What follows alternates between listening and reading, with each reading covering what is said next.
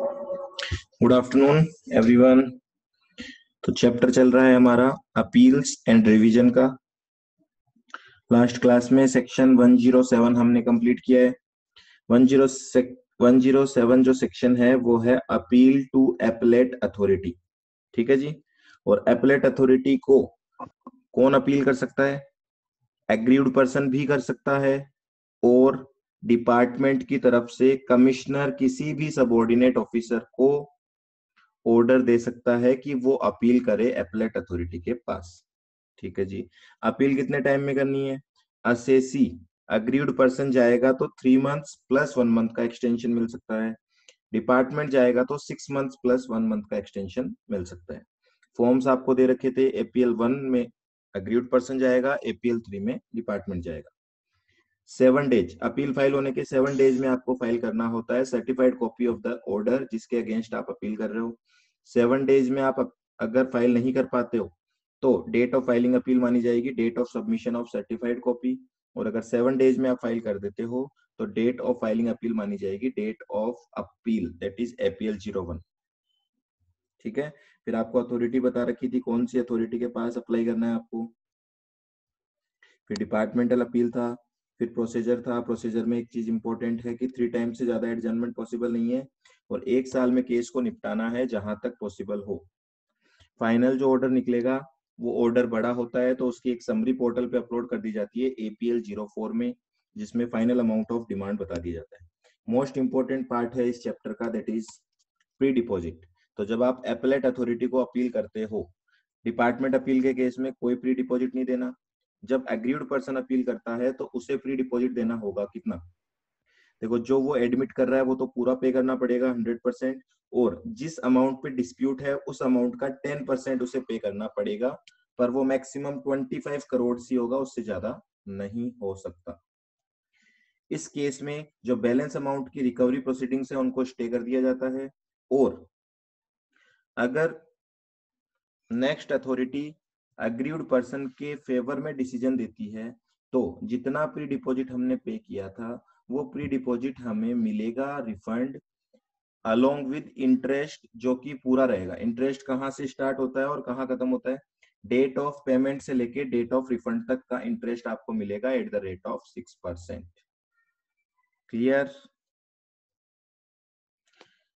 25 and 50 crore is for disputed amount only. हाँ जी, केवल disputed amount के लिए ही है, टोटल के लिए नहीं है ये। ठीक है। जो एडमिट आप कर रहे हो वो तो देना ही है, उसमें 25 करोड़ और 50 करोड़ की कोई कैपिंग नहीं है। कैपिंग है only for disputed part. Okay.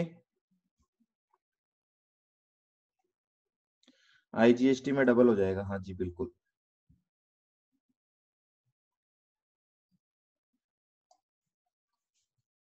चलो जी, अब आते हैं हम नेक्स्ट सेक्शन पे।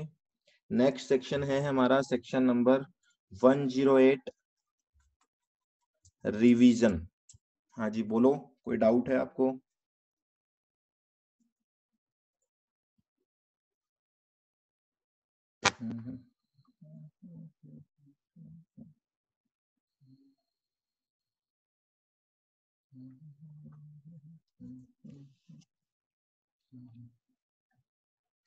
जो सर्टिफाइड कॉपी डॉक्यूमेंट्स है जो 7 डेज में सबमिट करने होते हैं वो कहाँ से करने होते हैं? आई मीन किस फॉर्म में? फॉर्म नहीं होता इसका कोई। ये आपको, जो आपका जुरिस्डिक्शनल ऑफिसर होता है ना, जैसे जयपुर में अगर आपका बिजनेस है तो जयपुर का जो जुरिस्डिक्शनल ऑफिसर है उसके पास जाके हार्ड कॉपी फिजिकल सबमिट करने। पोर्टल पे सबमिट थोड़ी करने हैं, वो पोर्टल पे तो आपने अपील कर दी, अब फिजिकली आप जाओगे और ऑफिसर को हार्ड कॉपी सबमिट करो। ठीक है। 3 कॉपी में सबमिट करना होता है।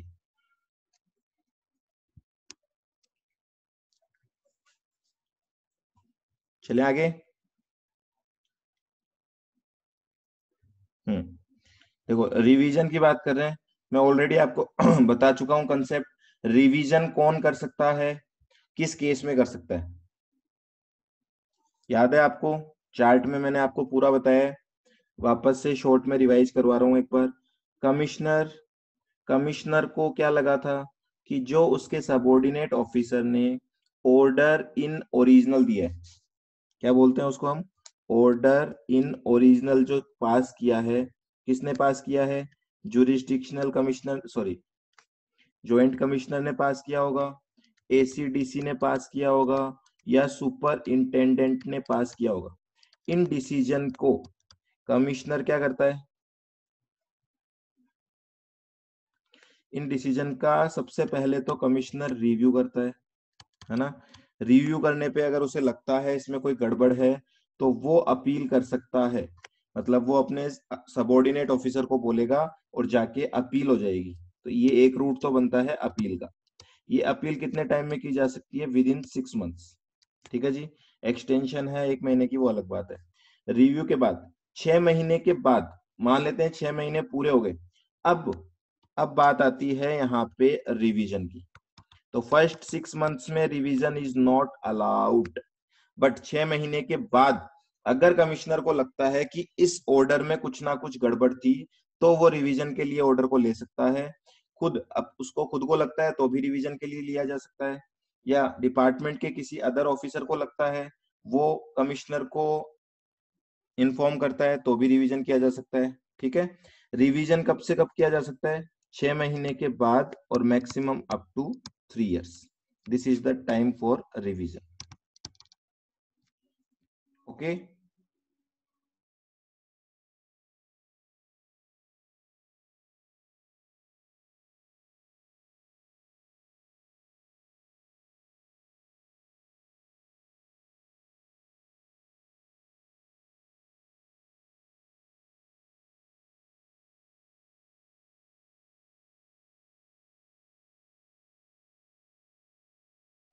हाँ जी, 3 year जो है आपका वो ओ आई ओ से है।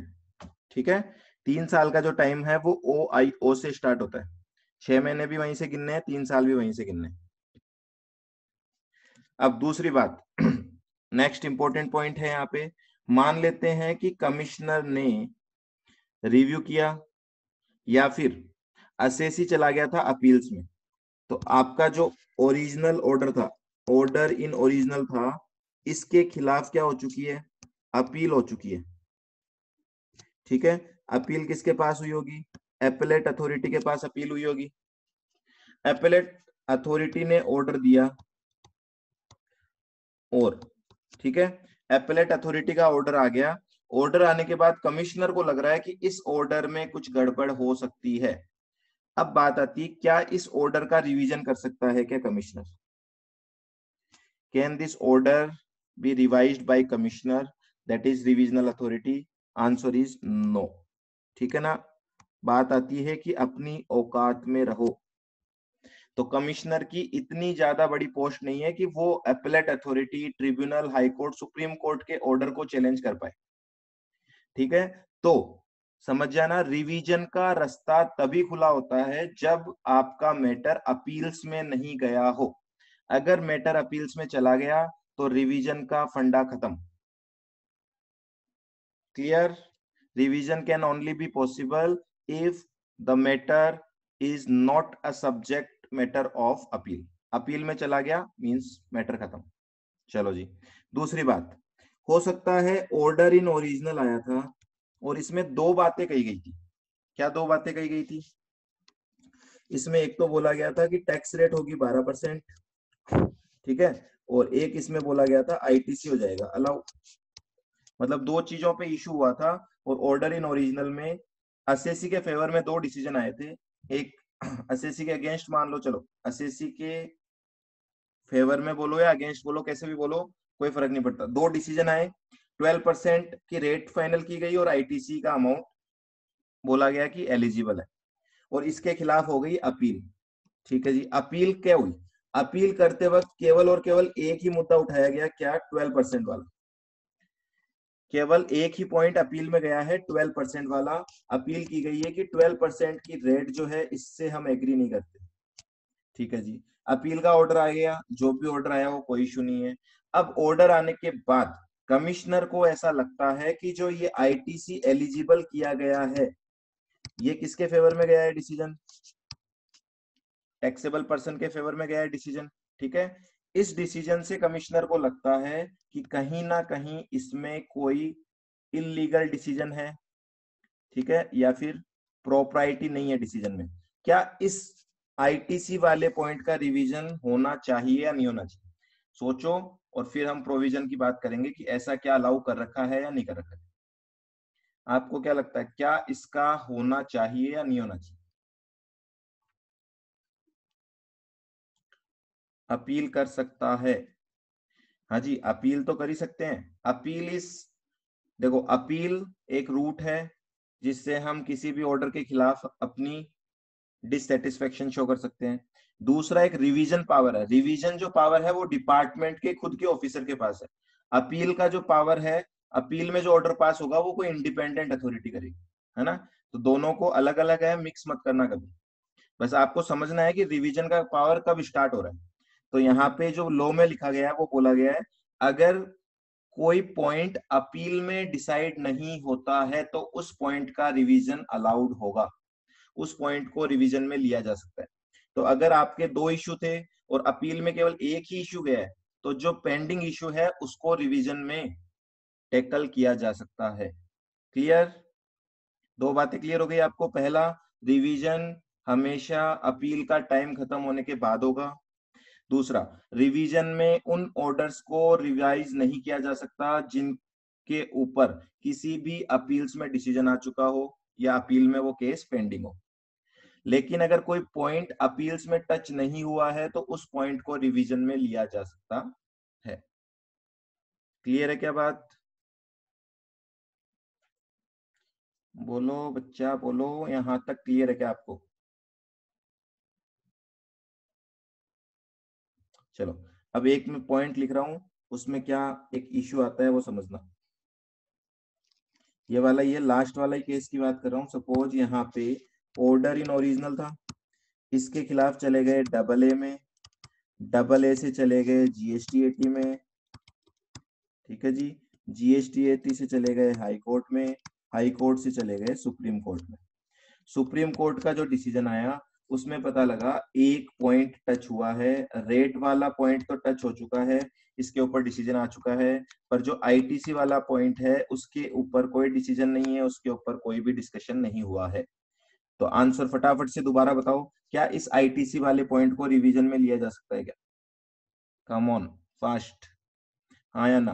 क्या इस आईटीसी वाले पॉइंट को रिवीजन में लिया जा सकता है? आपने कहा यस। अब सुनना बात, ऑर्डर इन ओरिजिनल आया था सपोज T0 पे, ये टाइम जीरो था, और सुप्रीम कोर्ट का जो ऑर्डर आ रहा है, ये ऑर्डर आते आते हो गए 4 साल, क्योंकि सुप्रीम कोर्ट में कोई टाइम लिमिट नहीं होती।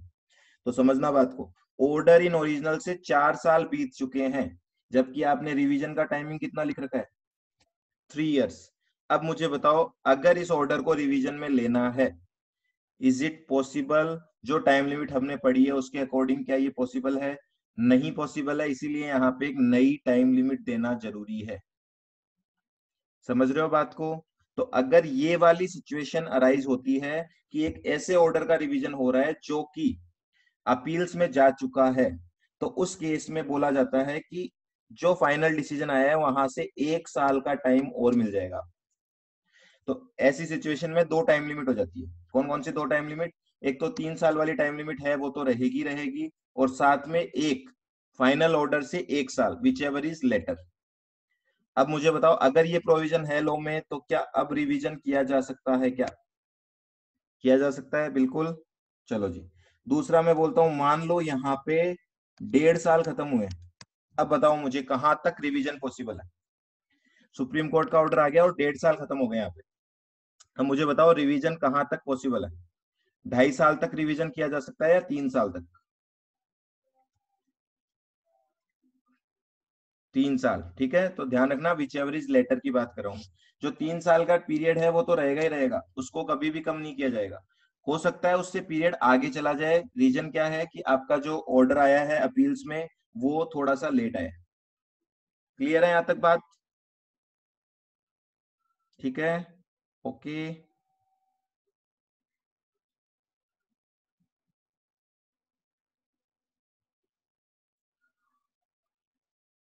चलो, तो देखो, एक पॉइंट हमने कहा, उन मैटर का रिवीजन नहीं हो सकता जो मैटर्स अपील में डिसाइड हो चुके हैं। सर जिस मुद्दे पे कमिश्नर रिवाइज करता है फिर वो अपीलेबल है ना? कैसी बातें कर रहे हो बेटा? मैंने आपको कहा ना, रिवीजनल अथॉरिटी के अगेंस्ट अपील की जा सकती है क्या? चलो आप ही बताओ, ये तो कल वाली क्लास में पढ़ाया था मैंने, भूल जाते हो तुम। बताओ, रिवीजनल अथॉरिटी के खिलाफ अपील की जा सकती है क्या? हाँ या ना? कल ही तो बताया था। इसके खिलाफ अपील कहाँ होगी? पर इसके खिलाफ अपील होगी GST 80 में, एपेलेट अथॉरिटी में नहीं होगी। और इसके बाद आगे का प्रोसेस एकदम सेम है, हाई कोर्ट, सुप्रीम कोर्ट, पूरा process as it is same है। मैंने ऊपर डायग्राम तो बनाया था आपको, नोट्स में देखो एक बार, कहीं गड़बड़ तो नहीं कर दिया आपने डायग्राम बनाने में? प्रोसेस कुछ ऐसा चल रहा था, OIO है तो सबसे पहली अपील जाती है AA को, उसके बाद जाती है GST 80 को। अब वापस से समझ लेना, कोई डाउट है तो। ठीक है, कोई इशू नहीं है। ऑर्डर इन ओरिजिनल है तो सबसे पहले अपील जाएगी AA के पास, फिर GST 80 के पास, फिर हाई कोर्ट के पास, फिर सुप्रीम कोर्ट के पास। ठीक है, कई बार ये डायरेक्टली GST 80 से सुप्रीम कोर्ट ही चला जाता है, प्लेस ऑफ सप्लाई का मुद्दा होता है तो। लेकिन अगर ऑर्डर इन रिवीजन है तो इस चेन में थोड़ा सा अंतर है, समझ जाना बात को। अगर ऑर्डर इन रिवीजन है तो आप डायरेक्टली GST 80 के पास जाओगे, कई बार यहां से डायरेक्टली सुप्रीम कोर्ट में जाना पड़ता है क्योंकि प्लेस ऑफ सप्लाई का मैटर होता है तो। ये डायग्राम फिर से एक बार बना लेना, छोटा सा। क्लियर है क्या ये? Is it clear to everybody? चलो जी। हाँ, मैं कहा था, मैं आपको बता रहा था रिवीजन में एक तो वो ऑर्डर रिवाइज नहीं हो सकता जो कि अपील में जा चुका है, लेकिन अगर अपील में किसी पॉइंट को टच नहीं किया गया है तो वो पॉइंट रिवीजन में लाया जा सकता है और उसकी टाइम लिमिट भी क्या हो जाएगी? चेंज हो जाएगी। चलो, दूसरी बात, और कौन से ऑर्डर है जो रिवीजन में नहीं लिए जा सकते? एक ऑर्डर है, अगर किसी मैटर का रिवीजन हो चुका है तो अगेन वो रिवीजन में नहीं आ सकता, है ना? मतलब रिवीजनल अथॉरिटी खुद अपने ही ऑर्डर का रिवीजन नहीं कर सकती है। ठीक है, क्लियर? तो ऐसे 4 केस है, देखो वो अभी हम नोट्स में देख लेते हैं। क्लियरिटी, आपको 2 पॉइंट समझ में आ गए होंगे, एक अपील में गया हुआ मैटर, एक रिवीजन किया हुआ मैटर। अगर और भी कुछ केस है, जैसे मान लेते हैं रिवीजन में ऑर्डर उठाया था कमिश्नर ने और उसके बाद कोई ऑर्डर पास नहीं किया, तो भी अगेन उसको रिवीजन में नहीं उठाया जा सकता। चलो, अब सेक्शन 108 पे आ जाते हैं। Section 108(1) provides revisionary powers to the commissioner. Commissioner को दिए हुए हैं revisionary power. The commissioner shall examine the records of any proceedings passed under the act by officer subordinate to him. ठीक है, उसके सबऑर्डिनेट ऑफिसर से अगर कोई ऑर्डर पास करते हैं तो उसको वो एग्जामिन करेगा। चलो आगे, if he considers that any decision or order passed under the act is not proper or legal, इसको अंडरलाइन कर लेना, ये शब्द एग्जाम में आने चाहिए आपके।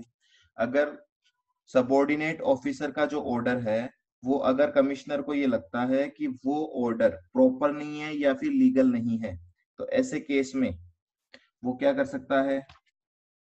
And it is prejudicial to the interest of the revenue.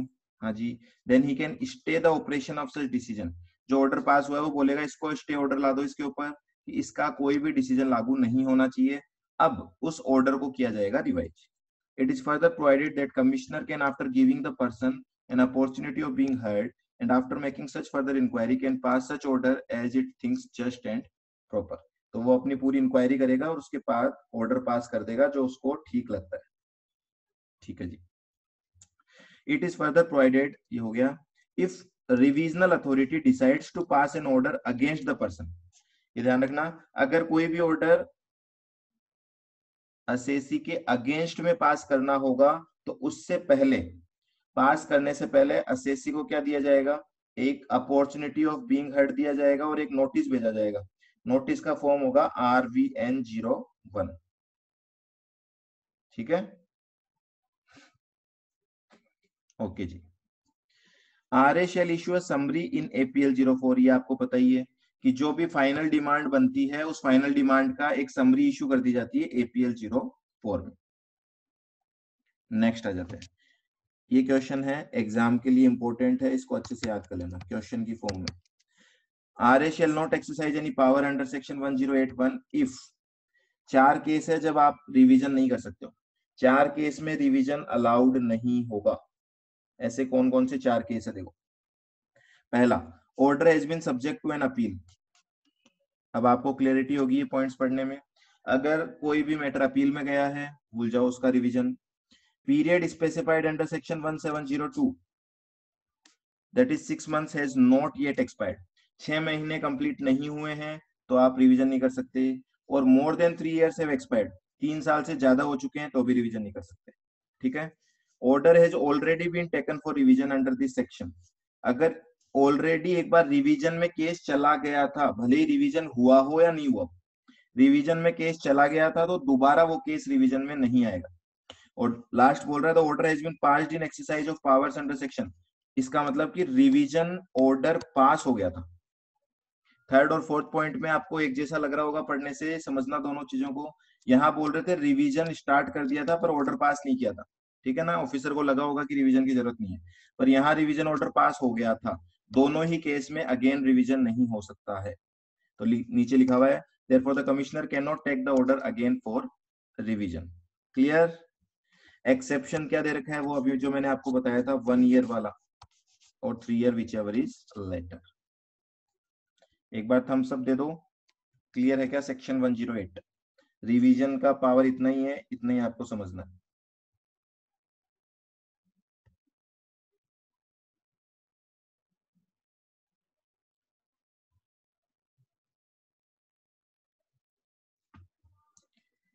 चलो जी आगे बढ़ते हैं। नेक्स्ट सेक्शन 109, नेक्स्ट अपील की तरफ जा रहे हैं अब हम। सबसे पहले क्या हुआ था अब समझना, वापस से शॉर्ट में बता रहा हूं। एक तो है आपका ऑर्डर इन ओरिजिनल, ठीक है, इसके खिलाफ आप चले गए थे डबल ए में, ये डबल ए में गए थे, ये आपका सेक्शन था 107 खत्म हो चुका है। ऑर्डर इन ओरिजिनल का रिवीजनल अथॉरिटी ने क्या कर दिया, रिवीजन कर दिया, ये आप 108 में पढ़ चुके हो। अब मैं बोल रहा हूं इन लोगों के ऑर्डर के खिलाफ क्या अपील की जा सकती है क्या? हाँ जी की जा सकती है।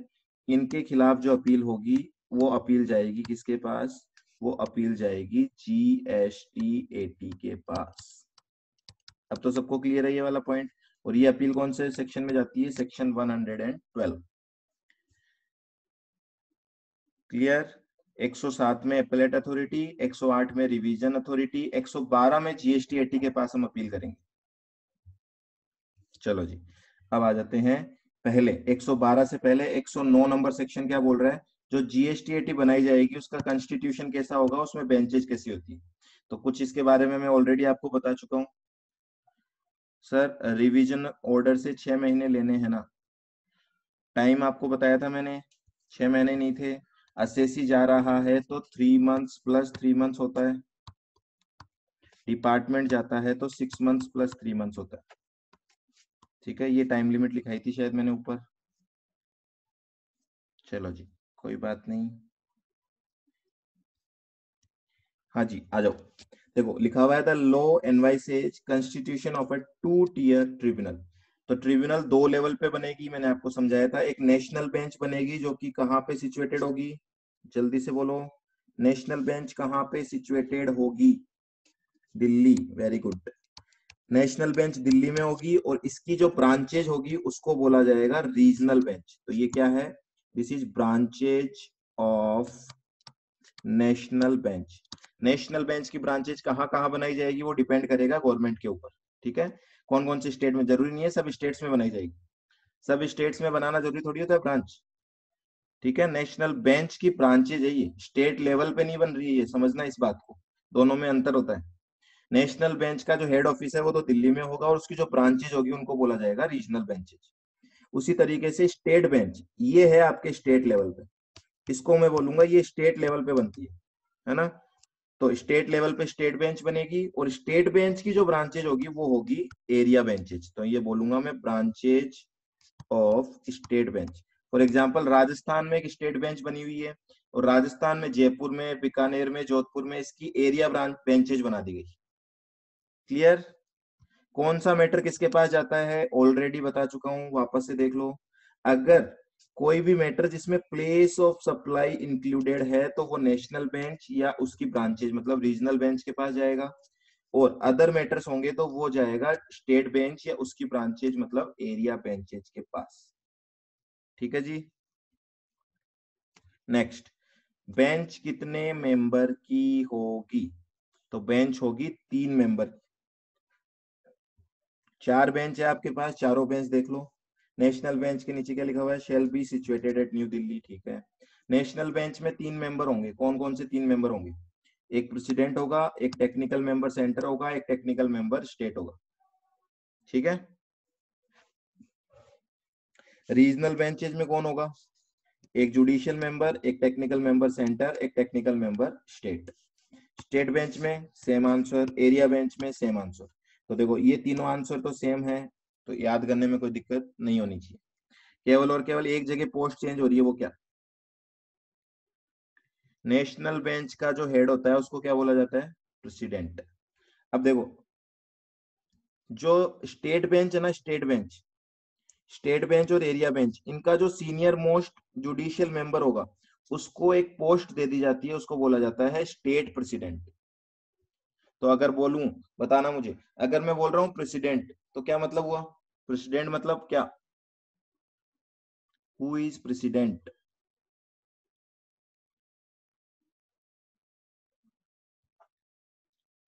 बोलो, प्रेसिडेंट का मतलब, प्रेसिडेंट से क्या समझ रहे हो आप यहाँ पे? नेशनल बेंच का हेड, ठीक है। और स्टेट प्रेसिडेंट से क्या समझ रहे हैं? स्टेट प्रेसिडेंट का मतलब क्या होगा, क्योंकि ये शब्द यूज आएंगे आगे। प्रेसिडेंट का मतलब नेशनल बेंच का हेड, और स्टेट प्रेसिडेंट का मतलब स्टेट बेंच का हेड नहीं, गलत। मैंने क्या बोला? स्टेट बेंच और एरिया बेंचेज के अंदर जुडिशियल मेंबर बने हुए हैं। इनमें जो सीनियर मोस्ट होगा ना, सीनियर मोस्ट, इनमें जो सबसे सीनियर होगा उसको डेजिग्नेशन दी जाती है स्टेट प्रेसिडेंट की। ठीक है, क्लियर है अब? चलें आगे।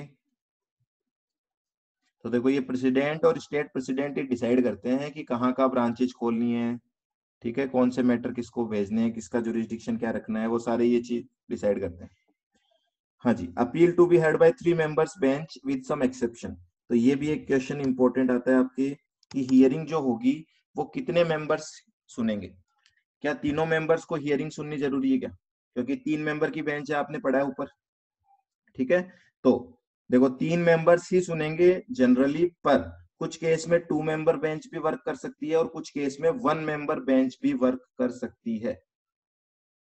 तो वो आपको पूछा जा सकता है 1 मेंबर वाला। 3 मेंबर्स तो आपको बताइए जनरली वर्क करेंगे। 2 मेंबर्स कब हियरिंग कर सकते हैं? मतलब एक मेंबर absent है, क्या लिखा हुआ है? In the absence of any member in any bench due to vacancy और अदरवाइज, मतलब किसी भी कारण से absent है, छुट्टी पर है अगर एक मेंबर, तो क्या बेंच बंद हो जाएगी? क्या नहीं होगी। 2 मेंबर मिलके सुनवाई करेंगे, पर इस केस में प्रेसिडेंट की या स्टेट प्रेसिडेंट की क्या लेनी पड़ेगी? अप्रूवल। ठीक है, क्लियर? पर अगर 2 लोग अपसेंट हो तो सिंगल मेंबर कभी भी हियरिंग नहीं सुन पाएगा। सिंगल मेंबर कब हियरिंग सुन पाता है? उसका रीजन देख लो। सिंगल मेंबर केवल और केवल तभी हियरिंग सुन पाएगा जब मैटर 5 लाख तक का हो। अगर 5 लाख तक का मैटर है तो सिंगल मेंबर उसकी सुनवाई कर सकता है। 5 लाख से ज्यादा का अगर डिस्प्यूट है तो फिर सिंगल मेंबर उस केस को हैंडल नहीं कर सकता। दूसरा, अगर क्वेश्चन ऑफ लॉ है तो भी सिंगल मेंबर उस केस को हैंडल नहीं कर सकता है। तो दो, आप बोल सकते हो 1 मेंबर कब एक्सेप्ट करेगा? तो 2 चीजें होनी चाहिए इसमें, एक तो क्वेश्चन ऑफ लॉ नहीं होना चाहिए, मतलब क्या होना चाहिए? Question of fact, plus matter कितना होना चाहिए? Up to 5 lakhs। ये 2 अगर कंडीशन सेटिस्फाइड हो रही है तो प्रेसिडेंट जो है ना वो अप्रूव करेगा, प्रेसिडेंट से अप्रूवल ले लो, और एक मेंबर भी मिलके केस को हैंडल कर सकता है। क्लियर है सबको? सिंगल मेंबर हो देन एडजमेंट हो जाता है क्या? अगर हो जाता है देन ये मैक्सिमम 3 एडजमेंट में इंक्लूड करेंगे क्या? एडजॉर्नमेंट कहाँ हो रहा है इसमें? आप कंफ्यूज क्यों हो रहे हो बीच में? मैंने क्या बोला? हियरिंग कौन सुनेगा? अपसेंट बीच में थोड़ी हो रहा है। देखो अगर मान लेते हैं आपने केस भेजा और केस के टाइम पे 3 मेंबर थे, ठीक है, आप ये बोलना चाह रहे हो क्या, केस के टाइम पे 3 मेंबर थे, तो यहाँ पे हियरिंग स्टार्ट हो गई, फर्स्ट हियरिंग, है ना, और यहाँ पे एडजॉर्नमेंट मिल गया, तो सेकंड हियरिंग पे 2 ही मेंबर रह गए, कोई फर्क नहीं पड़ रहा, बेंच तो वही रहेगी। एक बार एडजॉर्नमेंट मिल चुका है, एक बार और एडजमेंट मिल सकता है मतलब हियरिंग नंबर 3, और एक बार और एडजमेंट मिल सकता है मतलब हियरिंग नंबर 4, बस इससे ज्यादा हियरिंग नहीं हो सकती। पर ये सिंगल पार्टी के लिए तो 6 बार हो सकती है वैसे अगर आप टोटल जोड़ोगे तो, ठीक है, पर पार्टी 3 एडजमेंट पॉसिबल है। सर डबल ए और जीएसटीएटी में क्वेश्चन ऑफ फैक्ट जा सकता है या नहीं? क्वेश्चन ऑफ फैक्ट जा सकता है केवल और केवल जीएसटी 80 तक, ठीक है, जीएसटी 80 के बाद हाई कोर्ट में क्वेश्चन ऑफ फैक्ट नहीं जा सकता। चलो जी, लास्ट पॉइंट क्या है, if member of a bench differ in opinion, ये पॉइंट आपने double A R, triple A are and triple A are में भी पढ़ रखा है ना, एक बार फटाफट मुझे कौन बताएगा, डबल ए आर के मेंबर्स अगर डिफर होते हैं ओपिनियन में तो क्या होता है? अगर डबल ए आर के मेंबर्स ओपिनियन में डिफर होते हैं तो रेफर कर दिया जाता है, रेफर किसको रेफर कर दिया जाता है? ट्रिपल ए आर को। चलो वेरी गुड। अगर ट्रिपल ए आर के मेंबर्स डिफर करें तो, अगर ट्रिपल ए आर, तो हम बोलेंगे no advance ruling, very good, याद तो है मतलब आपको। और अगर एन ट्रिपल ए आर के मेंबर्स में डिफरेंस हो ओपिनियन में तो majority, very good, same answer है यहाँ पे, मेजोरिटी वाला। बेंच में 3 मेंबर बैठे हैं, 3 में से 2 मेंबर एक तरफ है, एक मेंबर दूसरी तरफ है, तो जो 2 मेंबर बोल रहे होंगे उसको मान लिया जाएगा, ठीक है जी, मेजोरिटी के बेसिस पे डिसीजन हो जाएगा। मान लेते हैं बेंच में 2 ही मेंबर है, अब मान लेते हैं बेंच में 2 ही मेंबर है और एक मेंबर का ओपिनियन अलग है, दूसरे मेंबर का ओपिनियन अलग है। ऐसे केस में क्या होगा, ये वाला केस जाके किसी अदर मेंबर को, इन बेंच की किसी अदर मेंबर को सुनाया जाएगा। अब कितने मेंबर हो गए टोटल? 3। अब मेजोरिटी निकल जाएगी, ठीक है, क्लियर?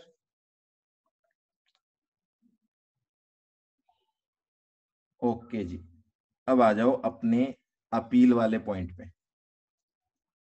कॉन्स्टिट्यूशन हमने देख लिया कि जीएसटीएटी जो बनेगी उसकी कितनी बेंच होगी और उसको कैसे जाना है। सर अगर एक मेंबर का एक्सपीरियंस ज्यादा हो तो नहीं, यहाँ पे एक्सपीरियंस से कोई फर्क नहीं पड़ रहा, सबके वोट्स इक्वल काउंट होंगे, ठीक है, सबके वोट्स इक्वल काउंट होंगे, सब क्वालिफाइड है ऑलरेडी। अब आ रहा है सेक्शन नंबर 111, 12, 13, ठीक है, अपील कौन से सेक्शन में होगी वो याद रख लेना आप, तो मेन अपील होगी सेक्शन 112 में। चलो, अपील बाय अग्रीव्ड पर्सन। अब जब जीएसटीएटी को अपील होगी तो दोनों लोग कर सकते हैं, अग्रीव्ड पर्सन भी अपील कर सकता है और डिपार्टमेंट भी अपील कर सकता है। अग्रीव्ड पर्सन जब अपील करेगा तो सेक्शन होगा 112(1), फॉर्म कौन सा होगा? एपीएल 05। कितने टाइम में अपील करनी है? 3 मंथ्स प्लस 3 मंथ्स का एक्सटेंशन, ठीक है, तो शॉर्ट में पढ़ते जाओ, याद हो जाएगा ऑलरेडी, क्योंकि आपने चार्ट में कवर कर रखा है ये, तो मैं वापस रिपीट नहीं कर रहा हूँ वर्ड टू वर्ड, ठीक है। किस अपील, किस ऑर्डर के अगेंस्ट अपील कर रहे हो आप जीएसटीएटी में? आप एपलेट अथॉरिटी के ऑर्डर के अगेंस्ट अपील कर रहे हो या फिर रिवीजनल अथॉरिटी के ऑर्डर के अगेंस्ट अपील कर रहे हो, ठीक है, ये बात आपको क्लियर हो जानी चाहिए अभी तक। आगे का प्रोसेस एकदम सेम है, क्या होगा देखो, मान लेते हैं ये ए लिमिटेड है, ठीक है, ए लिमिटेड अपील कर रहा है, APL05 फॉर्म भर के किसको अपील कर रहा है? जीएसटीएटी की कौन सी बेंच को कर रहा है, अब मैं वो नहीं लिख रहा हूँ बार बार, ठीक है, जीएसटीएटी की कौन सी बेंच को करना है वो आप समझ चुके हो। APL05 में अपील कर दी, अब क्या होगा, जैसे ही आप अपील करोगे आपको प्रोविजनल एक्नॉलेजमेंट मिलेगा यहाँ पे, इसके बाद 7 डेज के अंदर अंदर क्या करना होगा आपको, सेम प्रोसेस है एकदम, 7 डेज में आपको क्या करना होता है, certified copy plus, certified copy किसकी लगानी होती है फटाफट से लिख के बताओ मुझे, प्लस सपोर्टिंग डॉक्यूमेंट्स, किस चीज की सर्टिफाइड कॉपी लगानी है? ऑर्डर इन ओरिजिनल की नहीं भैया, जिसके अगेंस्ट आप अपील में जा रहे हो ना उसकी, ऑर्डर इन ओरिजिनल तो खत्म हो चुका है अभी तक, सर्टिफाइड कॉपी किसकी होगी? ऑर्डर इन अपील की होगी या फिर ऑर्डर इन रिवीजन की होगी, मतलब जिसके अगेंस्ट आप अपील में जा रहे हो, ठीक है। ऑर्डर इन ओरिजिनल तो खत्म हो चुका है। जब डबल ए का ऑर्डर आ गया या फिर आर ए का ऑर्डर आ गया, तो ऑर्डर इन ओरिजिनल की अब कोई भी हैसियत नहीं है, वो खत्म हो चुका है। अब ऑर्डर जो चल रहे हैं बाजार में वो ये दो चल रहे हैं। इनके अगेंस्ट अपील किए तो इनकी सर्टिफाइड कॉपी लगानी है, प्लस आपकी जो सपोर्टिंग डॉक्यूमेंट्स है वो लगाने हैं आपको। 7 दिन में लगा दोगे आप, आपको क्या मिलेगा यहाँ पे, APL02 में आपको फाइनल एक्नॉलेजमेंट मिल जाएगा। सेम है प्रोसेस। अब इसमें वही बात अगेन रिपीट होती है कि डेट ऑफ फाइलिंग अपील क्या मानी जाएगी। Answer is as it is same जो आपने सेक्शन 107 में पढ़ा था। 7 दिन में फाइल कर दोगे तो APL05 की डेट, 7 दिन में फाइल नहीं करोगे तो APL02 की डेट। क्लियर? सेम है सारे पॉइंट। ये हो गया, ये हो गया, ये हो गया। चलते हैं आगे। चलो अगला है, इंपॉर्टेंट क्वेश्चन है एक। ट्रिब्यूनल में हमने अप्लाई किया। ट्रिब्यूनल बोलती है हमारा जो समय है वो काफी कीमती है, तो छोटे मोटे केस हम हैंडल नहीं करेंगे। तो एक ट्रिब्यूनल को पावर दे रखा है ना, ट्रिब्यूनल को खुद को पावर दे रखा है। मतलब ऐसा नहीं है कि हमेशा ट्रिब्यूनल मना ही करेगी, पर ट्रिब्यूनल को एक डिस्क्रेशनरी पावर दे रखा है कि अगर आपको लगे आपके पास टाइम की कमी हो तो आप 50,000 तक के मैटर को रिजेक्ट कर सकते हो एड होक। ठीक है, मतलब उसको एंटरटेन ही मत करो। अगर कोई अपील में आपको 50,000 तक की डिस्प्यूट का अपील करता है तो उसको आप क्या कर दो, स्ट्रेट फॉरवर्ड रिजेक्ट कर दो। क्लियर? ये किस पे डिपेंड करता है रिजेक्ट करना है नहीं करना? GST 80 पे। उसकी मर्जी है, वो चाहे तो रिजेक्ट करे, चाहे तो रिजेक्ट ना करे। मतलब ऐसा नहीं है कि वो ले नहीं सकता इससे छोटे केस, पर उसको पावर दी हुई है कि वो इसको रिजेक्ट कर सकता है। ठीक है जी, नेक्स्ट पे आ जाओ। अब आ रही है डिपार्टमेंटल अपील। डिपार्टमेंटल अपील में क्या होता है, वही कमिश्नर है अपने सबॉर्डिनेट ऑफिसर को बोलेगा जाओ अपील करो, किसके पास करो, GST 80 के पास करो। कितने टाइम में अपील करनी है, 6 महीने में, प्लस 3 महीने का एक्सटेंशन मिल सकता है। फॉर्म कौन सा होगा, APL07। और आगे की कहानी वही होती है, 7 दिन में इसको भी सर्टिफाइड कॉपी देनी होती है। ठीक है, देखो जब डिपार्टमेंट अपील करता है ना, देखना यहाँ पे, ये अथोराइज्ड ऑफिसर है, अथोराइज्ड ऑफिसर है जिसको कमिश्नर ने अथोराइज किया है। ठीक है, ये अपील कर रहा है GST 80 के पास। तो क्या होता है, जैसे ही GST 80 का अपील जाती है तो इस अपील की एक कॉपी जाती है A लिमिटेड के पास, है ना। इसके पास एक कॉपी जाती है इसकी। ये क्या करेगा, जैसे इसको अपील की कॉपी मिलेगी वहां से 45 डेज का टाइम होता है इसके पास। 45 डेज में ये क्या फाइल कर सकता है, ये फाइल कर सकता है मोको। क्या फाइल कर सकता है, मोको। मोको का मतलब होता है मेमोरेंडम ऑफ क्रॉस ऑब्जेक्शन। ठीक है, वर्ड से पकड़ो क्या मीनिंग है इसका, मेमोरेंडम ऑफ क्रॉस ऑब्जेक्शन। देखो डिपार्टमेंट ने जब अपील की होगी तो अपील के ग्राउंड्स बताए होंगे, अपील के ग्राउंड्स बताए होंगे ना। बताई होगी कि क्या प्रॉब्लम थी, डिपार्टमेंट को क्या दिक्कत लग रही है, जो पुराना ऑर्डर है, जो डबल ए का ऑर्डर है उसमें क्या प्रॉब्लम लग रही है डिपार्टमेंट को, वो बताया जाएगा। तो असेसी को भी मौका दिया जा रहा है यहाँ पे। इसको बोल रहा है आप मौको फाइल करो और आप भी अपने ग्राउंड्स बता सकते हो। आप भी बोल सकते हो कि जिन ग्राउंड्स में केस गया है वो सही है गलत है, मतलब आपको जो बोलना है आप सारी चीजें बोल सकते हो अपील स्टार्ट होने से पहले। ठीक है, अपील में हियरिंग के टाइम पे तो बोलेगा ही बोलेगा ये। इसको एक मौका दिया जा रहा है कि पहले 45 दिन का टाइम है, 45 दिन में आप मोको फाइल कर सकते हो, और इस 45 दिन में 45 दिन का एक्सटेंशन भी होता है। Is it okay? समझ में आई बात आपको?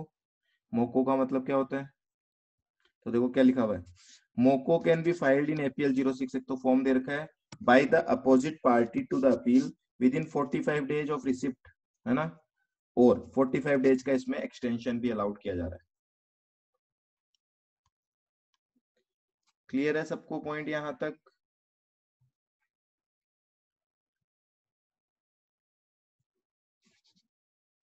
मोको, बताओ मैंने क्या बताया मोको के लिए आपको।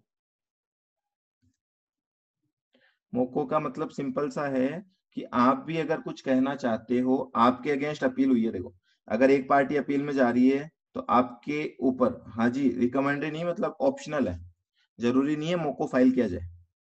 मोको यहाँ पे ऑप्शनल है, मेरी मर्जी है मैं मोको फाइल करूं या नहीं करूं। ठीक है। मेमोरेंडम ऑफ क्रॉस ऑब्जेक्शन का मतलब होता है आप भी तो अपनी तरफ से बोलोगे ना क्रॉस ऑब्जेक्शन, जैसे होता है ना पिक्चर में देखते हो आप, क्रॉस वेरीफाई किया जा सकता है, क्रॉस एग्जामिन किया जाता है वहां पे। कोई एविडेंस, किसी को हम गवाह को लाके खड़ा करते हैं, तो जो वकील होता है वो पहले उससे पूछताछ करता है, फिर जो अपोजिट पार्टी होता है उसका वकील बोलता है मैं भी विटनेस को क्रॉस वेरीफाई करना चाहता हूँ। होता है ना ऐसा। बस वही चीज ये बोल रहे हैं कि अगर आप भी कुछ उस अपील के अगेंस्ट बोलना चाहते हो तो मौकों में बता सकते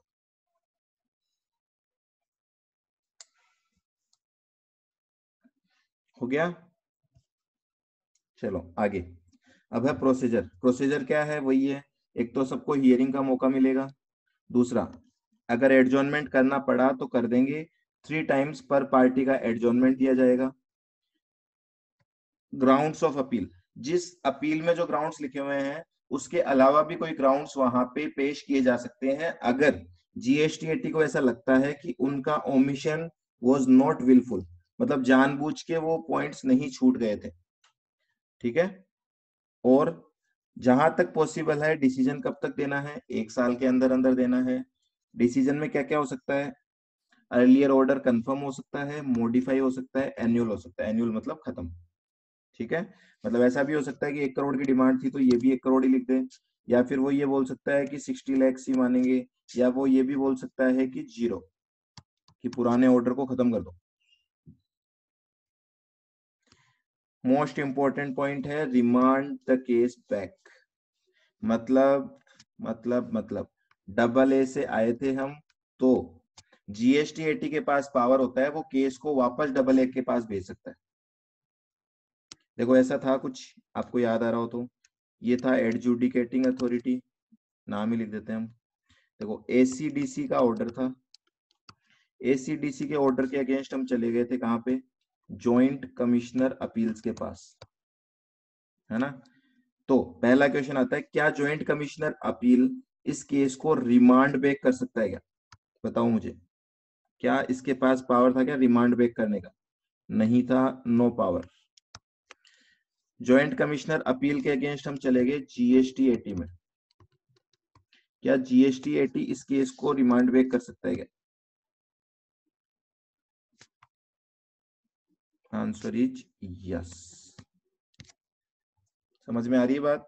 मतलब जॉइंट कमिश्नर अपील्स या कमिश्नर अपील्स के पास ये पावर नहीं था कि वो केस को वापस भेज दें, पर जीएसटी 80 के पास पावर है वापस भेजने का। मतलब ये नहीं हो रहा कि जीएसटी 80 मना कर रहा है मैं केस नहीं सुनूंगा, वो ये बोल रहा है इस ऑफिसर को, पुराने वाले ऑफिसर को बोल रहा है कि मैं केस आपके पास दोबारा भेज रहा हूँ, और उसमें पॉइंट्स भी लिख के देता है वो कि इन पॉइंट्स को आप अच्छे से देखो आपने कुछ मिस्टेक की।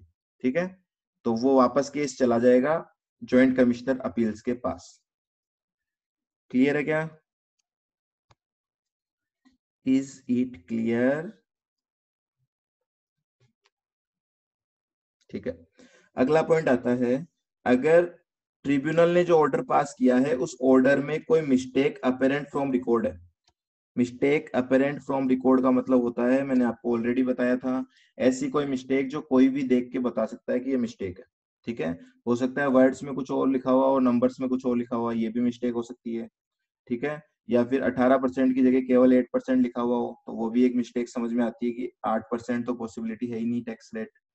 तो ऐसे कुछ मिस्टेक्स को क्या रेक्टिफाई किया जा सकता है, तो टाइम पीरियड दे रखा है 3 मंथ्स के अंदर रेक्टिफाई किया जा सकता है, ऑर्डर पास होने के 3 महीने में। ठीक है। चलो जी, बोला जा रहा है अगर रेक्टिफिकेशन से कोई टैक्स लाइबिलिटी बढ़ती है या कोई रिफंड का अमाउंट कम होता है या कोई आईटीसी का अमाउंट कम होता है तो एक अपॉर्चुनिटी ऑफ बीइंग हेड देनी जरूरी हो जाएगी। और लास्ट पॉइंट आता है एपेलेट ट्रिब्यूनल जो है उसके पास खुद के रेगुलेशंस, मतलब खुद क्या प्रोसेस फॉलो करेगा वो खुद बना सकता है। आगे कुछ नॉर्मल सी बात है, shall be guided by the principle of natural justice. ठीक है। नेचुरल जस्टिस के प्रिंसिपल से डिसीजन दिया जाएगा, बायसनेस नहीं होगी यहाँ पे कोई भी, ऐसा नहीं होगा कि डिपार्टमेंट को ही फेवर किया जाएगा, जो सही है उसका साथ दिया जाएगा। और ट्रिब्यूनल के पास वो सारे पावर होंगे जो एक सिविल कोर्ट के पास होते हैं। क्या क्या पावर होते हैं, जैसे सम्मन भेज के किसी को बुला सकता है, किसी की भी अटेंडेंस को मतलब किसी को बुलाया जा सकता है, उससे शपथ दिलवाई जा सकती है, एग्जामिनिंग हिम ऑन ऑथ, कोई प्रोडक्शन ऑफ डॉक्यूमेंट्स वगैरह मंगवा सकते हैं, कोई एफिडेविट एविडेंस, ठीक है, ये ले सकते हैं, या फिर कोई विटनेस को बुलाया जा सकता है सुनवाई के लिए। ये सारे सिविल कोर्ट वाले पावर इनके पास एग्जिस्ट करते हैं। चलो और आगे बढ़ते हैं। अपील करोगे जीएसटीटी को तो कितनी फीस देनी पड़ेगी, ये इंपॉर्टेंट है। फीस बहुत सिंपल है, 1000 रुपीज की फीस लगेगी हर 1 लाख के लिए। अगर 1 लाख का डिस्प्यूट है तो फीस होगी 1000, ठीक है ना, हर 1 लाख के लिए। तो देखो समझना इस चीज को, अगर मान लेते हैं डिस्प्यूटेड अमाउंट जो है, डिस्प्यूटेड अमाउंट अगर 80,000 है, बताओ फीस कितनी होगी, 1000 रुपए। अगर डिस्प्यूटेड अमाउंट 99,000 है, फीस कितनी होगी, 1000 रुपए। अगर डिस्प्यूटेड अमाउंट 2 लाख है, फीस कितनी होगी, 2000 रुपए। अगर डिस्प्यूटेड अमाउंट 2,10,000 है, फीस कितनी होगी बताओ। अगर डिस्प्यूटेड अमाउंट 2,10,000 है तो फीस कितनी होगी, 3,000 होगी। ठीक है, तो ये चीज समझ में आती है आपको। इसमें एक मैक्सिमम कैपिंग दी हुई है 25,000 की। मतलब अगर मान लेते हैं मैटर है 28 लाख का, तो भी आपको 25,000 की ही फीस देनी है, इससे ज्यादा नहीं देनी। 1 करोड़ का मैटर है तो भी फीस कितनी देनी है, 25,000। तो बहुत सिंपल तरीके से याद कर लेना, हर 1 लाख के लिए 1000 रुपए देने हैं, पर मैक्सिमम 25,000 रुपए देने हैं, इससे ज्यादा की फीस चार्ज नहीं की जाएगी। और रेक्टिफिकेशन की जब बात कर रहे हैं, तो अगर हमने रेक्टिफिकेशन के लिए अप्लाई किया है तो वहां कोई फीस देने की जरूरत नहीं होती। क्लियर। फिर आती है मैंडेटरी प्री डिपॉजिट, ऑलरेडी बता चुका हूं आपको। यहाँ पे +20% देना होता है। जो एडमिटेड है वो तो पूरा देना ही देना है, उसके अलावा +20%, मतलब जो ऑलरेडी 10% दे रखे हो उसकी तरफ मत देखना, वो तो प्री डिपॉजिट में जा चुका है। अब एडिशनली 20% और देना पड़ेगा उस 10% के अलावा। ठीक है, और इसकी मैक्सिमम लिमिट रखी गई है 50 करोड़, जस्ट डबल। आगे के point as it is same है। यहाँ पे कोई रिकवरी, जो भी बैलेंस अमाउंट होगा उसकी रिकवरी रोक दी जाएगी। प्लस अगर आगे हाई कोर्ट में जाके हमारे फेवर में डिसीजन आता है, तो जितना भी प्री डिपॉजिट हमने दिया है 10% 20% दोनों मिला के, वो प्री डिपॉजिट हमें रिफंड किया जाएगा अलोंग विद इंटरेस्ट, जो कि कहाँ से स्टार्ट होगा, डेट ऑफ पेमेंट से स्टार्ट होगा और डेट ऑफ रिफंड तक चलेगा 6% का ब्याज। Is it clear. देखो यहां तक सबको क्लियर है क्या, कोई डाउट है मन में तो एक बार बोल दो।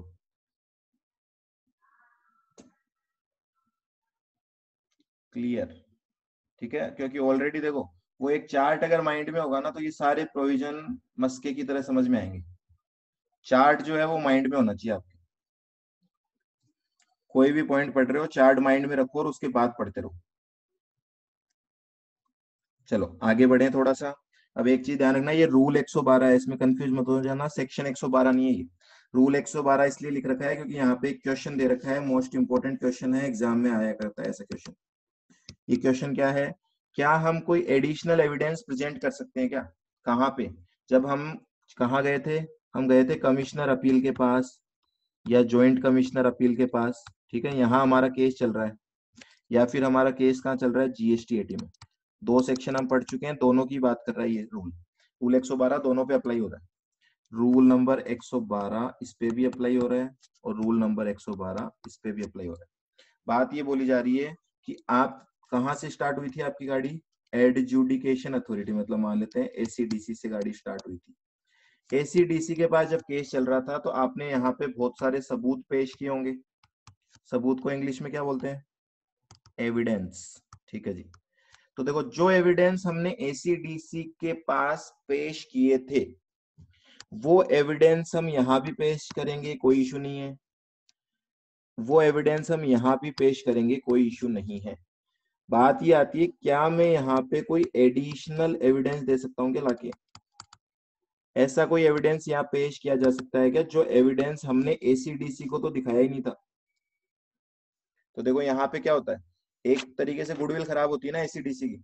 मान लेते हैं यहाँ पे कोई एडिशनल एविडेंस पेश किया जा रहा है, और उस एडिशनल एविडेंस को देख के इनको ये लग रहा है कि फैसला जो है वो असेसी के फेवर में आना चाहिए था, जबकि फैसला जो एसीडीसी ने पास किया है वो असेसी के अगेंस्ट में किया है। है ना, जबकि एसीडीसी को तो ये एविडेंस दिखाए नहीं गए थे।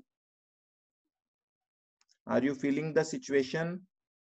तो ऐसे केस में यहाँ पे एक रूल नंबर 112 है, वो बता रहा है क्या एपेलेट अथॉरिटी को और जीएसटीएटी को एडिशनल एविडेंस एक्सेप्ट करने की इजाजत है कि नहीं है। तो ये question as it is exam में छप सकता है, तो इस पे थोड़ा सा गौर करना, क्या बोल रहा है ये। देखो ये आपको 4 केस दे रहा है, याद करने हैं आपको as it is.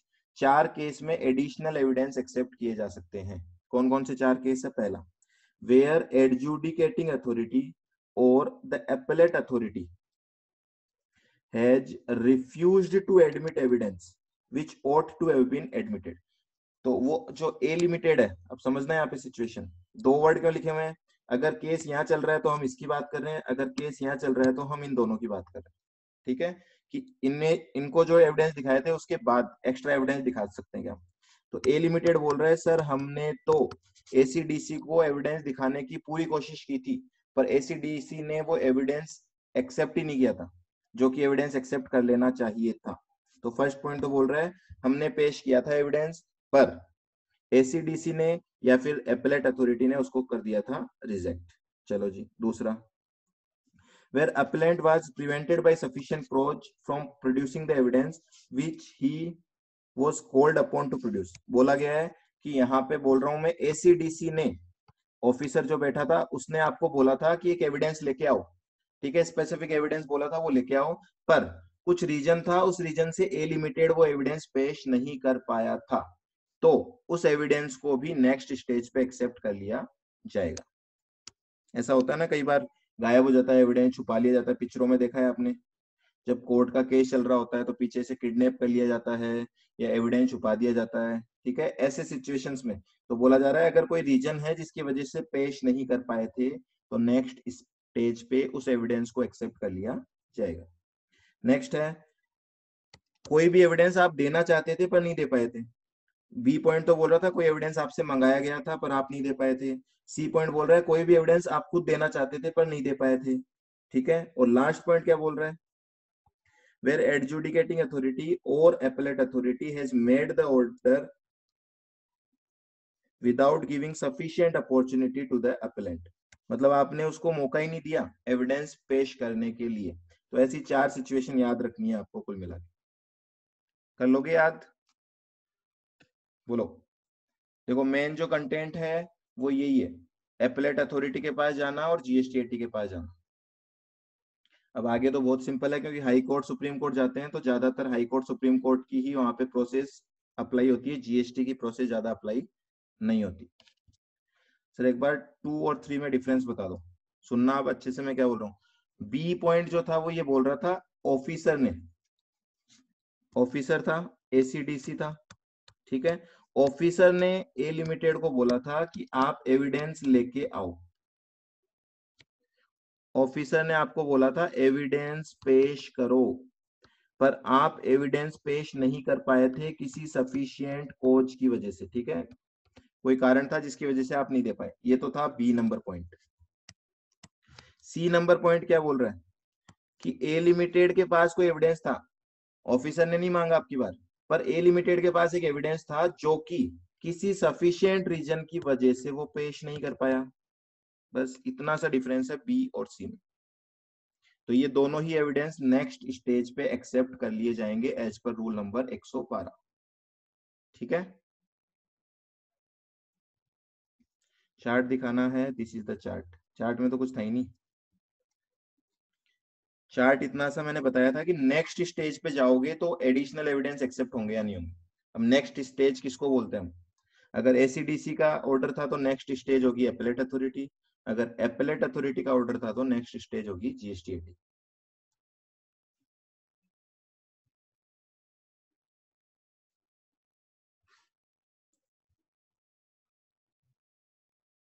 Done done done, चलो आगे आ जाओ। नीचे एक पॉइंट लिखा है 112(2), ये बोल रहा है कि कोई भी एविडेंस एक्सेप्ट करेंगे तो उसका रीजन भी लिखेंगे राइटिंग में। ठीक है, ये तो सब नॉर्मल सी बात है। चलो अब आ गया जीएसटी एटी का भी ऑर्डर आ गया। जीएसटी और एटी का ऑर्डर किसी के भी फेवर में आ सकता है, डिपार्टमेंट के फेवर में भी आ सकता है और असेसी के फेवर में भी आ सकता है। जैसे ही ये ऑर्डर आएगा उसके बाद दोनों ही लोगों को 180 दिन का टाइम मिलता है, वो जाके हाई कोर्ट में अपील कर सकते हैं APL 08 में। ठीक है, हाई कोर्ट में अपील कर सकते हैं। कौन से बेंच का ऑर्डर हाई कोर्ट में अपीलेबल है, बताओ, आप लिख के बताओगे ये वाला पॉइंट मुझे। कौन सी बेंच का, क्योंकि GST 80 में 4 बेंच पढ़ी है आपने, कौन सी बेंच के अगेंस्ट हम अपील कर सकते हैं हाई कोर्ट में? State bench and area benches also, क्योंकि स्टेट बेंच की ही ब्रांचेज है एरिया बेंच। ठीक है, तो आपको आंसर यहां भी मिल जाएगा, ये रहा। स्टेट बेंच और एरिया बेंच के खिलाफ आप जा सकते हो हाई कोर्ट में, नेशनल बेंच के खिलाफ नहीं जा सकते हो। नेशनल बेंच के खिलाफ कहां जाना पड़ेगा? डायरेक्टली सुप्रीम कोर्ट में जाना पड़ेगा। ठीक है जी। हाई कोर्ट में जाने का टाइम वैसे तो 180 दिन का है, प्लस इसमें अनलिमिटेड एक्सटेंशन है। हाई कोर्ट की मर्जी है, वो कितने भी दिन बाद आपका केस अपील में ले सकती है। और डिसीजन जो होगा हाई कोर्ट में वो मेजोरिटी के बेसिस पे होगा। कम से कम 2 जज की बेंच यहाँ पे होगी। देखो लिखा हुआ है सिंगल मेंबर बेंच कभी भी डिसाइड नहीं करेगी। क्यों नहीं करेगी? उसका बहुत सिंपल सा रीजन है, आप कनेक्ट कर सकते हो वहां से। देखो GST 80, अगेन वापस से पूरा बना देता हूँ। यहाँ से गाड़ी स्टार्ट हुई थी ACDC से आपकी, जिसको एडजुडिकेटिंग अथॉरिटी बोलते हैं। इसके बाद ज्वाइंट कमिश्नर अपील्स या कमिश्नर अपील्स पे गए थे एपेलेट अथॉरिटी, फिर GST 80, फिर हाई कोर्ट और फिर supreme court. This is the chain. यहाँ पे question of law, question of fact कुछ भी हो, दोनों चीज की अपील की जा सकती है। यहाँ पे question of law, question of fact कुछ भी हो, दोनों चीज की अपील की जा सकती है। और हाई कोर्ट में जब अपील करोगे तो क्वेश्चन ऑफ लॉ की अपील लेंगे वो, क्वेश्चन ऑफ फैक्ट की अपील एडमिट नहीं होगी। ठीक है, अब देखो जब यहाँ पे क्वेश्चन ऑफ लॉ आया था तो यहाँ पे तो ऑब्वियसली क्वेश्चन ऑफ लॉ ही रहेगा, क्वेश्चन ऑफ फैक्ट यहाँ पे एडमिट नहीं किया जाएगा। अब देखो मैंने अभी GST 80 में भी आपको बोला था कितने मेंबर की बेंच होगी? नॉर्मली 3 मेंबर्स की होगी, पर 2 मेंबर की कब हो सकती है? जब एक मेंबर अब्सेंट हो, तो प्रेसिडेंट या स्टेट प्रेसिडेंट की अप्रूवल ले लेंगे। एक मेंबर की कब हो सकती थी, याद आ रही है क्या? एक मेंबर का कब हो सकता है? जब या तो मैटर 5 लाख तक का हो, प्लस प्लस था और नहीं था बीच में, प्लस क्वेश्चन ऑफ लॉ नहीं होना चाहिए। तो देखो अगर क्वेश्चन ऑफ लॉ है तो एक मेंबर कभी भी डिसीजन को नहीं सुन सकता है, हियरिंग नहीं कर सकता है। तो यही तो बात हम यहाँ कर रहे हैं। यहाँ मैटर कौन सा है? Question of law. तो मिनिमम 2 मेंबर्स तो चाहिए ही चाहिए, सिंगल मेंबर आपके केस को हैंडल नहीं कर पाएगा। क्लियर है? क्लियर है क्या लाला? चलो जी, हो गया हाई कोर्ट का मैटर खत्म। हाई कोर्ट का जो ऑर्डर आएगा, यहाँ पे ना तो कोई हाई कोर्ट की टाइम लिमिट होती है कि हाई कोर्ट को कितने दिन में डिसीजन देना है, क्योंकि कोर्ट का आप सारा मामला जानते हो, वहां कितना भी साल खींच सकते हैं अब इसमें। तो हाई कोर्ट को ना तो कोई टाइम बता रखा है कितने टाइम में देना है। जब भी हाई कोर्ट का ऑर्डर आएगा उसके बाद आप क्या सुप्रीम कोर्ट में अपील कर सकते हो क्या? चलो चेक करता हूं, मैंने आपको क्या बताया था, आपको याद आ रहा है क्या? अगर हाई कोर्ट के डिसीजन से भी आप खुश नहीं हो तो आप सुप्रीम कोर्ट में अपील कर सकते हो क्या? Whether assessee whether department. Gaurang ने यस कहा है। इफ हाई कोर्ट सर्टिफाइज, किसी ने भी आंसर पूरा नहीं लिखा है, यस यस लिख रहे हो केवल? हाँ, कोमल ने आंसर सही लिखा है। ठीक है, और साक्षी ने भी लिखा था हिंट देके सही, इफ हाई कोर्ट रेडी। तो कुल मिला के हाई कोर्ट का केस, हाई कोर्ट का ऑर्डर सुप्रीम कोर्ट में अपील हो सकता है केवल और केवल अगर, देखो यहाँ लिखा हुआ है high court certifies it to be a fit case for appeal, है ना? हाई कोर्ट अगर अपने ऑर्डर में लिख के देगा ना, तभी जाके अपील कर पाओगे आप सुप्रीम कोर्ट में। मतलब आपके पास इंप्लाइड पावर नहीं है GST लॉ में कि आप सुप्रीम कोर्ट में जा ही सकते हो। आ रही बात समझ में? दूसरा, अब देखो सुप्रीम कोर्ट में 2 केस लेके जा सकते हैं हम। सुप्रीम कोर्ट में, ये चार्ट बार बार इसीलिए बना रहा हूँ, दोबारा नहीं बनाने की जरूरत, उस चार्ट में सब कुछ आ चुका है। सुप्रीम कोर्ट में एक तो आप हाई कोर्ट के अगेंस्ट जा सकते हो, दूसरा एक नेशनल बेंच और रीजनल बेंच जो थी आपकी GST 80 की, इसके खिलाफ भी डायरेक्ट कहाँ जाओगे? सुप्रीम कोर्ट में जाओगे। ठीक है, प्रोसेस सेम होगा। एज इट इज, कोई टाइम लिमिट नहीं है अप्लाई करने की, वो सारा डिपेंड करता है सुप्रीम कोर्ट पे। सुप्रीम कोर्ट किसको हैंडल करेगी, किसको नहीं करेगी। So this was section number 118। Clear? चलो अब मैं आपसे कुछ पूछ रहा हूं, आप मुझे बता देना। देखो एपीएल अगर फॉर्म इस चैप्टर के याद कर लो तो बहुत अच्छा है, क्योंकि फॉर्म याद करने से एक फीलिंग आती है अच्छी सी। तो एपीएल 01 से लेके कितने फॉर्म पढ़े हमने? 8 फॉर्म पढ़े हैं। अगर एक बार आप याद कर लो, इनको रिवाइज कर लो, तो देखो चैप्टर रिवाइज हो जाएगा एक तरीके से। एपीएल 01 क्या था, फटाफट से बताते जाओ अब आप। एपीएल 01 का मतलब क्या था? एपीएल 01 का मतलब क्या था? ए लिमिटेड अगर जाना चाहती है किसके पास? एपेलेट अथॉरिटी के पास। Very good. 02 क्या था? 02 था फाइनल एक्नोलेजमेंट। ठीक है जी, एरो देखते रहना। 03 क्या था? 03 था अगर डिपार्टमेंट जाना चाहता है किसके पास? एपेलेट अथॉरिटी के पास। 04 क्या था? 04 कौन बताएगा? Very good, summary. Summary of order. कौन से ऑर्डर की समरी होती है बताओ, ये कौन से ऑर्डर की समरी इशू की जाती है एपीएल 04 में? डबल ए सारे याद करना, एपीएल 04 हर सेक्शन में मिलेगा आपको। डबल ए का ऑर्डर है उसकी समरी भी इसी में आएगी, रिवीजनल अथॉरिटी का ऑर्डर है वो भी इसी में आएगी, जीएसटी का है वो भी इसी में आएगी, हाई कोर्ट का है वो भी इसी में आएगी, सुप्रीम कोर्ट का है वो भी इसी में आएगी। ठीक है, तो थोड़ा सा ध्यान रखना, किसी का भी ऑर्डर हो उसमें जो फाइनल डिमांड इशू की गई है वो सब सारी की सारी एपीएल 04 में ही अपलोड होगी। एपीएल 05 क्या था बताओ? ए लिमिटेड। ए लिमिटेड अप्लाई कर रहा है किसको? जीएसटी। कौन सी बेंच को कर रहा है कोई फर्क नहीं पड़ता, किसी भी बेंच को करो, फॉर्म एक ही है। एपीएल 06 बता दोगे तो मजे आ जाएंगे। क्या बात है, मोको, सेम मोको था ये, है ना। एपीएल 07 क्या था? डिपार्टमेंट अगर अप्लाई कर रहा है किसको? जीएसटी को। और 8 क्या था? ए लिमिटेड अप्लाई करे या डिपार्टमेंट अप्लाई करे, कोई भी अप्लाई करे, अगर हाई कोर्ट को अप्लाई करना है तो फॉर्म होता है ये वाला। लो जी, इसको एक समरी फॉर्म में लिख लेना कॉपी में ताकि आपको याद रहे। इतना याद कर लिया तो इस चैप्टर, एक वो ऊपर वाला चार्ट प्लस ये, इससे तो पूरी थीम बन जाएगी। चले आगे।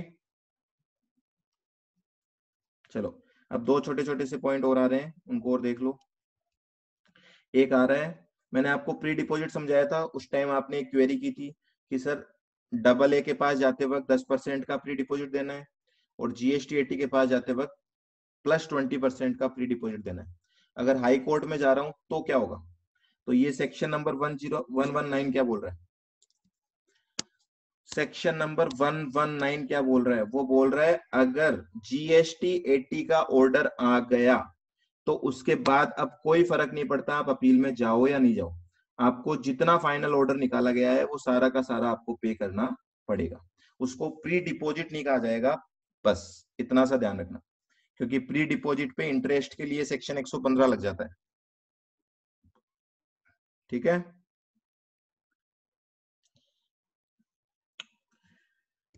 क्लियर है ना। तो सेक्शन 119 बहुत सिंपल सी बात बोल रहा है आपको, वो बोल रहा है अगर आप हाई कोर्ट या सुप्रीम कोर्ट में अपील कर रहे हो, इस बात से आपकी फाइनल डिमांड पे कोई फर्क नहीं पड़ेगा, आपको जो भी फाइनल डिमांड जीएसटी ने निकाली है वो पे करके ही जाना पड़ेगा।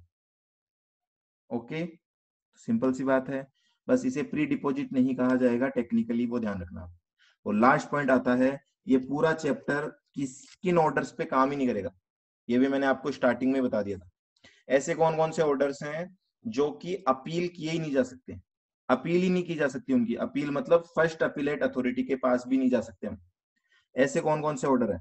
ऐसे 4 ऑर्डर है, टिप्स टिप्स पे होनी चाहिए आपके, है ना। T4 क्या था, किसी को याद है क्या? T4 transfer. I4, चलो एक बार स्मॉल में बता दो फिर करेंगे। I4 T4 ट्रांसफर था, किस चीज का ट्रांसफर था वो देखेंगे। I4 क्या होता है? आई इंस्टॉलमेंट पेमेंट वाला ऑर्डर। Very good. P मतलब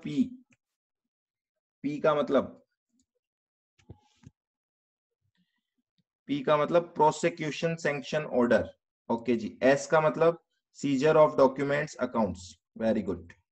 चलो जी, अब ये चार केस बहुत इंपॉर्टेंट है, या अच्छे से याद कर लेना। टी का मतलब है ट्रांसफर। क्या ट्रांसफर? अगर कोई प्रोसीडिंग ट्रांसफर की गई है वन ऑफिसर टू अनदर, तो ये जो ऑर्डर पास हुआ है ट्रांसफर करने का, इस ऑर्डर के खिलाफ आप अपील नहीं कर सकते। आई का मतलब इंस्टॉलमेंट पेमेंट, मतलब order passed under section 80। Section 80 में जो इंस्टॉलमेंट का आपको ऑप्शन दिया है, 10 इंस्टॉलमेंट दी है, 20 इंस्टॉलमेंट दी है, नहीं दिए, इस ऑर्डर के खिलाफ भी आप अपील नहीं कर सकते हो। पी का मतलब अगर कमिश्नर ने प्रोसिक्यूशन की प्रोसीडिंग चालू करने का ऑर्डर दिया है ना, तो भी इसके खिलाफ आप अपील में नहीं जा सकते। और लास्ट आता है एस, अगर कोई scissor of books accounts register है, तो उसके खिलाफ भी आप अपील में नहीं जा सकते हो। Clear? So this was your chapter appeals and revision. अब कुछ छोटी छोटी से एक दो पॉइंट मैं आपसे पूछ रहा हूं, आप मुझे बताना। आप भी कॉपी में लिख लेना, चाहे लिखना चाहो तो। फर्स्ट बताओ मुझे, first appeal shall lie to. पहली अपील हमेशा किसके पास होगी? क्या पहली अपील कभी GST-80 के पास जा सकती है क्या? तो एक छोटे छोटे से कुछ क्वेश्चन बन सकते हैं। हमेशा फर्स्ट अपील किसके पास जाएगी बताओ? ACDC। Very good. कैसी बातें कर रहे हो? ACDC के पास जाती है क्या appeal? Appellate authority, appellate authority लिख रहा हूं मैं शॉर्ट में, ठीक है ना। कौन कौन था एपेलेट अथॉरिटी, याद हो तो आपको? एपेलेट अथॉरिटी में कमिश्नर अपील्स था, जॉइंट कमिश्नर अपील्स था, एडिशनल कमिश्नर अपील्स था, है ना। ये तो किसके लिए बनाए हुए थे? एग्रीव्ड पर्सन के लिए। और ये किसके लिए बनाए हुए थे? डिपार्टमेंट के लिए। ऐसा ही था कुछ। चलो second question, last fact finding authority. चलो ये कौन सोच के बताएगा? लास्ट फैक्ट फाइंडिंग अथॉरिटी कौन सी होती है?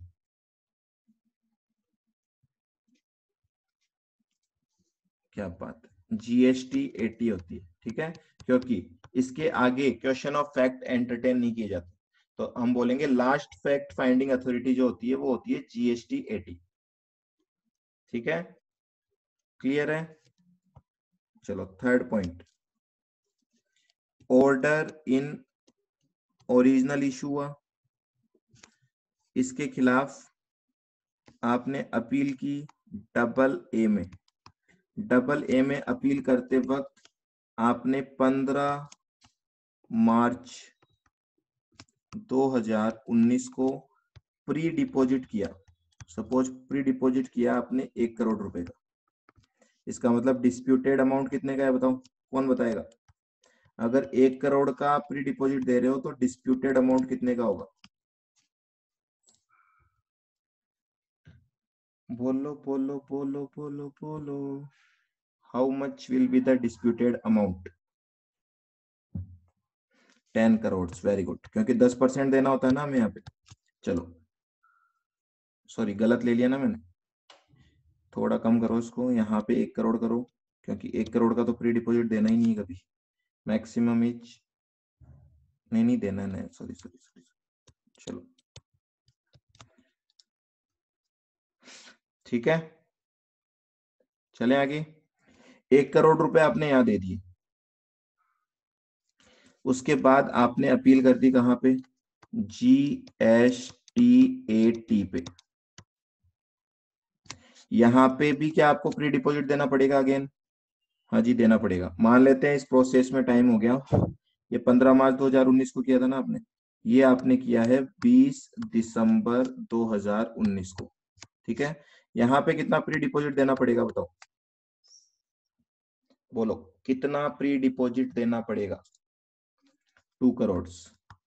ओके, अब मैं बोल रहा हूँ जीएसटी 80 से आप चले गए, या छोड़ो यहीं पे समाप्त करते हैं हम। जीएसटी 80 का ऑर्डर आया, ऑर्डर इन अपील, और इस ऑर्डर में ये लिखा गया कि जितना भी आपके ऊपर डिस्प्यूटेड था 10 करोड़ का, वो सारा का सारा क्या कर दिया जाता है, एन्यूल,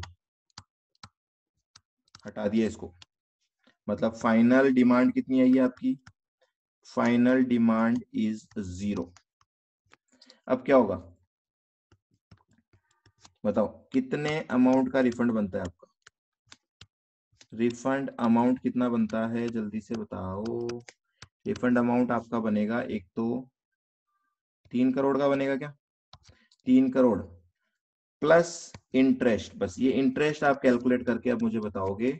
मैं आपको बोल रहा हूं रिफंड पेड ऑन, ये एक्चुअल में पे किया गया है सपोज 10 फरवरी 2020 को। अब कौन ये कैलकुलेट करके बताएगा? जो आंसर सही बताएगा वही विजेता, जो जीता वही सिकंदर। चलो जी, लगो। घड़ी में देख रहा हूं मैं, 2 मिनट्स का टाइम है मैक्सिमम आपके पास, 2 मिनट में बताना है, तब तक मैं भी कैलकुलेट करके रखता हूँ।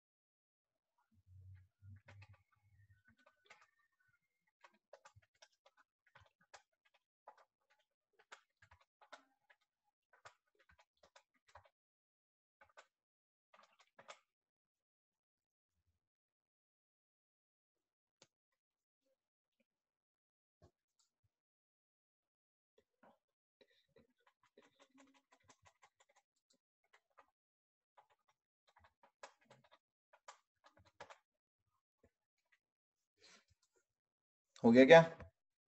Time is up. जिसको आ गया ठीक है, जिसको नहीं आया वो अब देख लो। देखो आपको इंटरेस्ट जो कैलकुलेट करना है यहाँ पे, वो दोनों में अलग अलग करना पड़ेगा, क्योंकि इंटरेस्ट मिलता है किस डेट से, डेट ऑफ पेमेंट से। तो देखो, एक तो 1 करोड़ पे आपको इंटरेस्ट मिलेगा, 1 करोड़ का कितना, 6%, कितने दिन का मिलेगा? मैंने जो कैलकुलेट किया है वो आया है कि 1 करोड़ में 332 दिन हो चुके हैं, डिवाइडेड बाई 365। एक तो ये इंटरेस्ट मिलेगा, प्लस 2 करोड़ का जो इंटरेस्ट मिलेगा वो आपको मिलेगा 6% से, कितने दिन का? देखो इसमें आपने पे किया था, कब पे किया था, 20 दिसंबर को। तो दिसंबर के 11 दिन, जनवरी के 31 दिन, और फरवरी के 10 दिन, 52 डेज का इंटरेस्ट। 52 डिवाइडेड बाई 365, ये लो, ये आपका आंसर आएगा। कितना आ रहा है बता दो? This will be your interest amount.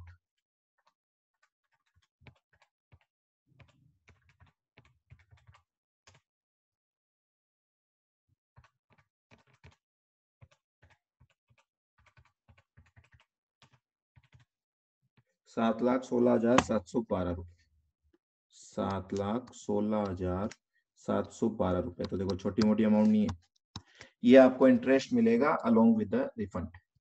तो ये एक प्रैक्टिकल क्वेश्चन भी है जो इसमें पूछा जा सकता है।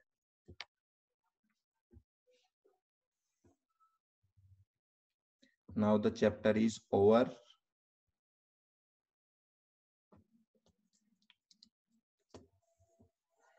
हाँ जी, बोलो साक्षी, एक बार चार्ट दिखा दो। लो जी, देखो चार्ट ये रहा आपके सामने। सर एक बार ये पूरा दिखा दो। पूरा ही तो है ये, पूरा आ गया ना इसमें? स्टार्टिंग कहाँ से हुई थी, उसके बाद फर्स्ट अपील, उसके बाद सेकंड अपील, उसके बाद ऑर्डर। ऑर्डर में पूरा का पूरा अमाउंट रिफंड होने वाला है, तो इसके बाद आपको मिल जाएगा रिफंड।